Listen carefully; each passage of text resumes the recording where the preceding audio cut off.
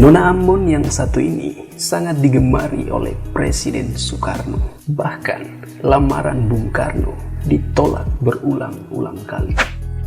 Assalamualaikum warahmatullahi wabarakatuh. Salam sejahtera untuk kita semua. Kesempatan kali ini catatan KJP akan membahas sedikit tentang Baby Huwai. Namun sebelum lanjut, seperti biasa klik subscribe dulu ya. Buat bersaudara dong yang belum subscribe, agar katong bisa terus saling berbagi informasi menarik tentang Maluku.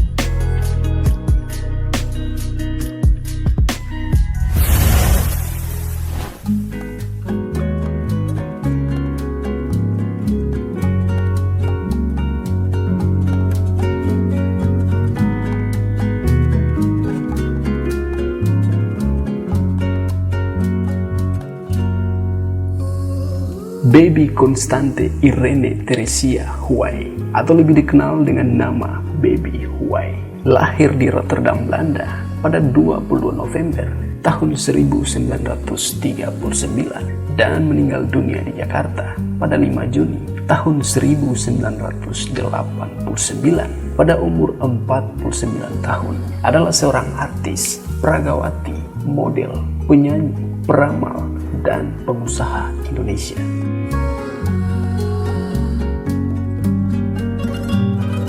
Ia juga memiliki nama lain, Lokita Purnamasari, yang diberikan oleh Presiden Soekarno. Wanita cantik berdarah campur keturunan Jawa, Jerman, dan Maluku ini masih terhitung keponakan Menteri Kesehatan Gerrit Siwabesi. Pada awalnya, ia berprofesi sebagai peragawati dan pernah dinobatkan sebagai Ratu Skuter yang diadakan di Stadion Ikada tahun 1959.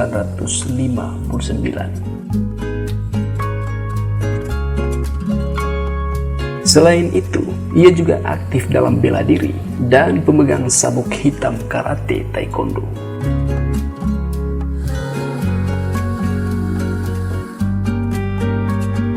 Namanya mulai terkenal setelah membintangi film Asmara Darah garapan Usmar Ismail.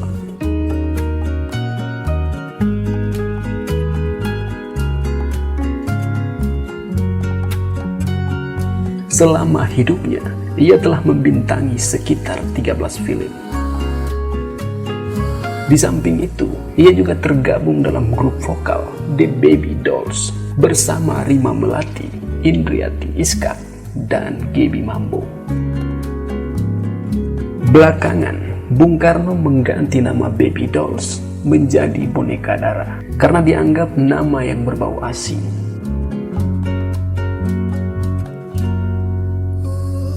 Ia pernah dekat, bahkan amat dekat dengan Bung Karno dan Sari Dewi, sehingga pernah ditahan karena disangka tahu penyimpanan kekayaan Bung Karno.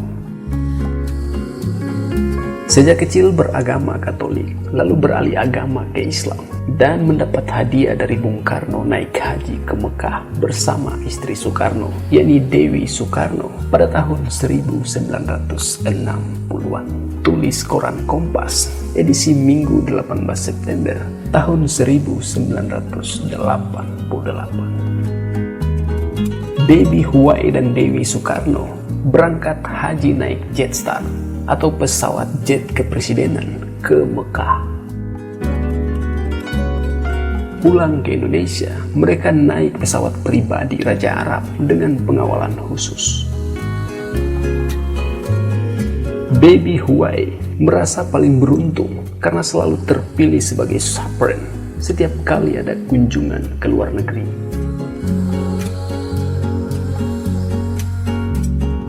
Namanya selalu dicantumkan sebagai pejabat istana kepresidenan. Ia pernah berkunjung ke Paris bersama Dewi Soekarno pada Juli tahun 1965.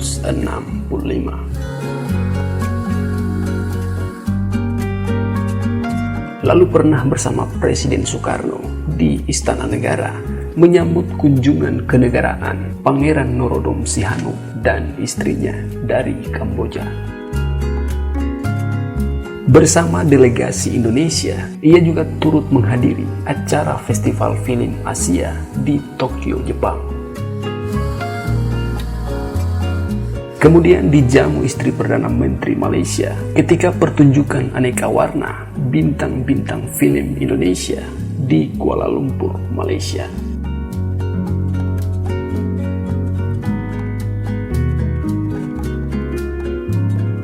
Yang lebih keren lagi, ia juga pernah dilukis oleh pelukis Istana Presiden Soekarno, yakni Basuki Abdullah, buat koleksi Istana Negara. Kedekatannya dengan Bung Karno bisa dibilang sangat dekat. Secara lamaran Bung Karno ditolak berulang-ulang kali, namun Bung Karno pantang mundur dan maju tak gentar.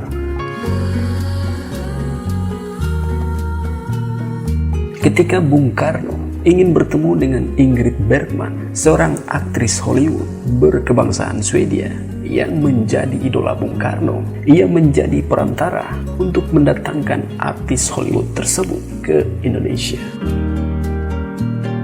Kepala negaraku ingin sekali berjumpa dengan Anda. Bujukan baby meluluhkan hati Ingrid Bergman untuk datang ke Jakarta, walaupun saat itu ia sudah terserang kanker dan tidak mau bertemu siapapun, tulis tabloid Nova. Akhirnya, baby berhasil mendatangkan Ingrid Bergman ke Jakarta. Selama Ingrid Bergman di Indonesia, baby menemaninya keliling Indonesia menggunakan Jetstar berkunjung ke Bali, Bandung, dan tempat pariwisata lainnya.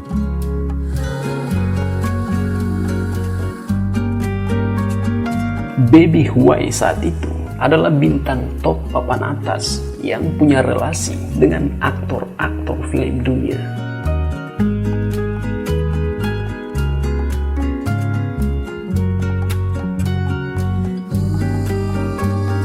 Saat itu, tak sedikit pria melamarnya, termasuk Bung Karno.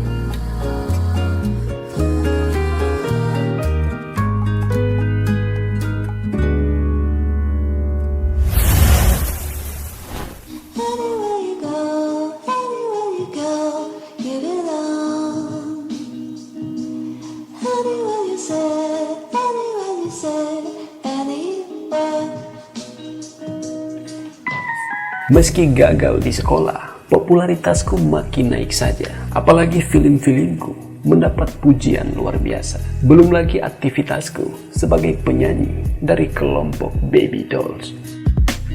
Kehidupanku betul-betul mengasyikkan. Naik turun pesawat terbang, manggung keliling Indonesia, bahkan ke luar negeri, serta keluar masuk hotel mewah saat itu. Dari hari ke hari, aku makin laris dan terkenal saja. Tak sedikit pria melamarku. Namun aku tak tahu kalau suatu ketika Presiden Soekarno pun menaruh perhatian padaku. Perhatian khusus malah. Cerita Baby Huai sebagaimana yang dimuat dalam tabloid Nova. Aku masih ingat lanjut Baby. Tahun 1957 itu merupakan pertama kalinya aku bertatap muka dengan Bung Karno. Saat itu, Baby di usianya yang masih SMP menjadi peragawati dalam peragaan batik sekaligus pembukaan taman hiburan dan kolam berenang Karangsetra di Bandung. Dalam pertemuan itu, Bung Karno sudah terpikat melihat Baby yang masih belia. Bertahun berselang, nama Baby melambung sebagai selebriti tanah air setelah sukses membintangi film Asmara Darah karya sineas kenamaan Usmar Ismail. Di film itu, ia berperan sebagai Maria, seorang pramugari yang terjebak dalam cinta segitiga dengan seorang pilot dan seorang pedagang. Ini menjadi perannya yang paling terkenal. Bung Karno lantas memanggil Baby sowan ke istana. Sampai di istana, Bung Karno bertanya, "Baby, mengertikah kenapa aku panggil?" Baby menggeleng. Saya baru beli pesawat Amerika yang kuberi nama Dolok Martimbang. Maukah kau menjadi pramugari pribadi pesawatku? Mendengar tawaran Bung Karno untuk dijadikan pramugari pribadi, aku pun langsung berkata, saya tidak memiliki pendidikan khusus pramugari. Yang di film itu cuma bohong-bohongan. Namanya juga bintang film, harus bisa memerankan apa saja. Tapi rupanya Bung Karno tak mau tahu. Itu soal gampang. Langsung saat itu juga Bung Karno menulis memo yang ditujukan pada Insinyur Sutarto, Menteri Perhubungan saat itu.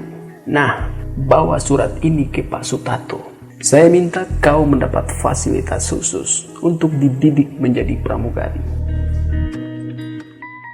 Aku masih bingung melihat itu. Bung Karno bertanya, apa lagi yang dirisaukan? Saya harus minta izin ayah saya dulu, Pak. Ucapku hati-hati. Mendengar itu, Bung Karno tertawa. Baiklah kalau maumu begitu. Akan saya undang ayahmu ke istana. Ternyata Bung Karno tak main-main. Beberapa hari kemudian, undangan itu datang. Dan ternyata sang ayah menolak tawaran Bung Karno. Setiba di rumah, ayah langsung berkata, sejak saat ini kau kularang mengikuti segala kegiatan yang berhubungan dengan pramugari. Tapi Bung Karno tak mundur begitu saja. Ia kembali minta persetujuan ayahku, dan ayah tetap pada pendiriannya. Tidak. Akhirnya Bung Karno mengalah, dan kemudian ku ketahui kesempatan pramugari itu diberikan Bung Karno pada Kartini Manopo.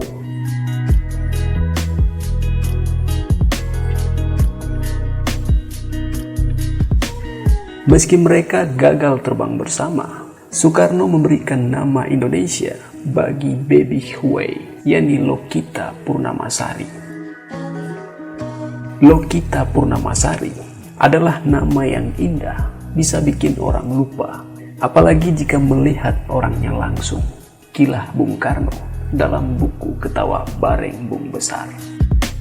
Di lain waktu, muncul lagi kejutan dari Bung Karno yang lebih dahsyat. Bung Karno melamarku. Saat itu, usiaku baru 17 tahun. Lagi-lagi aku mesti menolak halus permintaan Bung Karno. Saya harus tanya pada ayah dulu. Tegas ayahku menolak pinangan Bung Karno. Ia masih terlalu muda, hanya badannya saja yang bongsor. Kila ayahku pada Bung Karno. Perjuangan Bung Karno tidak berhenti sampai di sini. Berulang-ulang kali menyatakan lamaran kepada ayahku dan diriku. Tetap saja jawabannya tidak. Lalu aku ditawari bepergian ke New York. Rupanya Bung Karno begitu penasaran dan bolak-balik bertanya, kenapa kau menolak lamaranku? Aku merasa serba salah. Akhirnya, meski malu, ku beranikan diri menjawab, sudah Pak. Memang saat itu, aku tengah menjalin hubungan dengan seorang pemuda. Ya, mungkin inilah yang disebut cinta monyet. Soalnya, kami berdua tak pernah mengucapkan aku cinta padamu. Lalu Bung Karno mendesak dengan pertanyaan, siapa orang itu? Kusebut sebuah nama. Anak siapa? Tanpa prasangka apa-apa, kusebut nama orang tuanya. Sialnya, pemuda itu anak seorang menteri. Dan tak lama kemudian, menteri itu pun dijadikan duta besar. Bukan orang tuanya saja yang kena, aku pun selama 5 tahun tak bisa bertemu dengan pemuda itu. Maka tamatlah cinta pertamaku gara-gara kecemburuan Bung Karno. Baru kemudian aku tahu alih tugas menteri itu hanya karena Bung Karno tak senang anaknya pacaran denganku.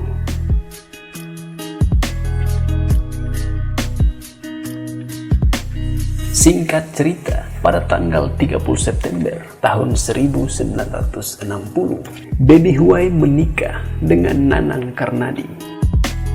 Pada saat bersamaan, Bung Karno sedang berpidato di PBB New York sehingga tidak bisa hadir. Maka Bung Karno mengutus istrinya Bu Hartini untuk mewakilinya.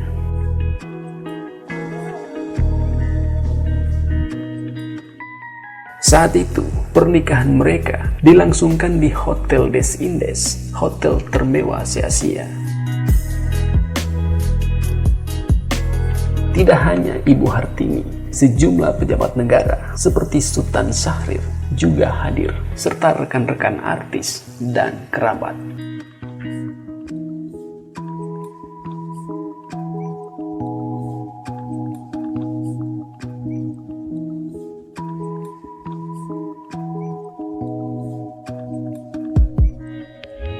Setelah menikah, ia fokus pada pemodelan dan mengurangi aktingnya. Hanya mengambil sebuah peran tunggal di film Amor dan Humor pada tahun 1961.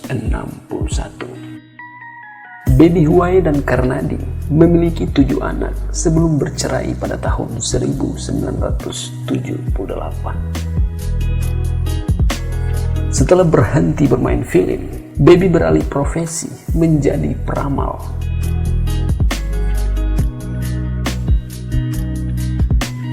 Ia juga terjun dalam organisasi, bisnis busana, biji tengkawang, karet, dan lain-lain. Dalam organisasi, ia selalu dipercaya sebagai ketua organisasi, baik dalam maupun luar negeri. Di antaranya, pernah menjadi ketua Lemkari atau Lembaga Karatedo Indonesia, kemudian ketua IBPWA atau Organisasi Wanita Pengusaha Internasional. Sebagaimana yang termuat dalam tabloid Nova, bagian ke-9, biografi Baby Huai. Semasa Bung Karno masih berkuasa, kami bagaikan di tengah pesta besar. Namun pesta itu usai sudah. Aku bangkit. Dewi sudah ke Paris. Kubuka butik di PRJ Jalan Sabang. Aku juga membuka salon kecantikanku di Hotel Borobudur. Di samping itu, aku juga sibuk berorganisasi sebagai ketua wanita pengusaha profesional yang didirikan tahun 1975 dan merupakan satu dari 67 cabang di seluruh dunia.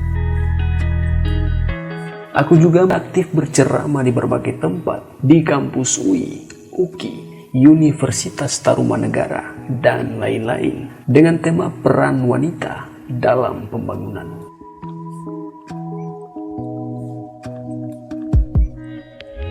Pada tahun 1986, Baby Huai didiagnosis menderita leukemia dan meninggal dunia di sebuah rumah sakit di Jakarta pada tanggal 5 Juni tahun 1989 dan dimakamkan di Menteng Pulo. Hingga akhir hayatnya, ia tetap menggunakan nama Lokita Purnamasari.